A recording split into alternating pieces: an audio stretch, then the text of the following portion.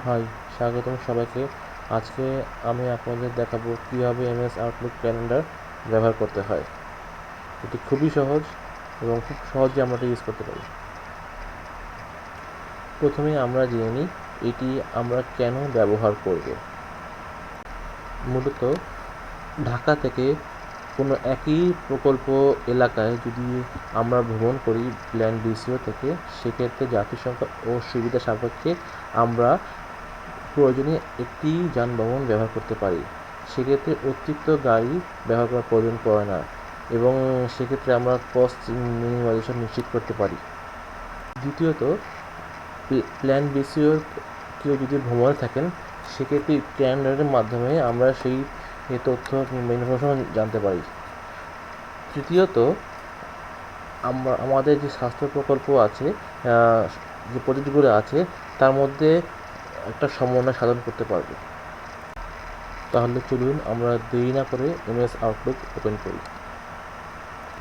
প্রথমে আমরা নিচের দিকে মেইল আইকনের পাশে একটি ক্যালেন্ডার আইকন দেখতে পারবো। এখানে আমরা ক্লিক করব।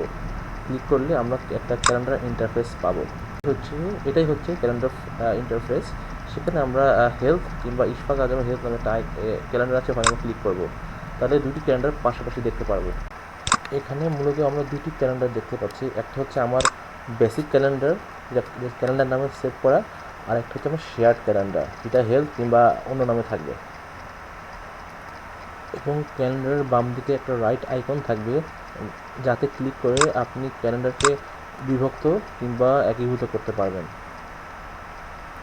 যখন আমরা কোথাও ফিল্ড ভিজিটে যাব, তখন সেটা হেলথ ক্যালেন্ডারে আমরা ইনপুট দিব। সেক্ষেত্রে যে কোনো দিনে আমরা ক্লিক করব। ক্লিক করে আমরা এখানে সাবজেক্ট, লোকেশন, ডিউরেশন, কোথায় যাচ্ছি এবং কারা কারা যাচ্ছি সেটা আমরা লিখতে পারবো। অথবা নিউ অ্যাপয়েন্টমেন্টে গিয়েও আমরা এই কাজ করতে পারবো। এটা একই কাজ করবে। আর এটা হচ্ছে day view, work week view, month view. এখন আমরা দেখব কীভাবে ওয়েবসাইট থেকে শেয়ার ক্যালেন্ডার ইউজ করা যায়। এক্ষেত্রে আমরা অফিস 365 ইউজ করব, যেটা প্ল্যান অ্যাপস থেকে আমরা নিতে পারি। এটা হচ্ছে যেখান থেকে আমরা নিব অফিস 365। এখান থেকে আমরা যাব, লগ ইন করার পর একটা ক্যালেন্ডার আইকন দেখতে পাবো, এখানে আমরা ক্লিক করব। এখানে ক্লিক করে এই ধরনের ভিউ দেখতে পারবো এবং নিচেও একই ধরনের আইকন আছে, সেখানে আমরা ক্লিক করব। এখানেও দেখতে পাচ্ছি শেয়ার্ড ক্যালেন্ডার সাথে বেসিক ক্যালেন্ডার আছে। এখানে আরও বলতে ক্রস আর সিলেক্ট আছে। এখানে আমরা নিউ ইভেন্ট ক্লিক করব। সেম একই কাজ করব, ডেতেও করতে পারি, নিউ ইভেন্টও করতে পারি।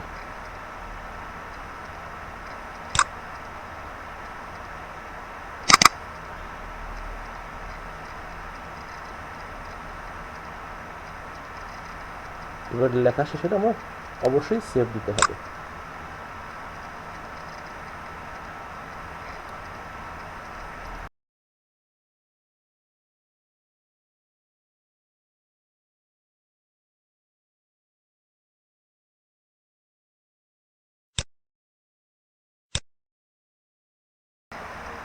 এই ব্যাপারে আপনাদের কোনো জিজ্ঞাসা থাকলে আমাদের সাথে যোগাযোগ করতে পারেন।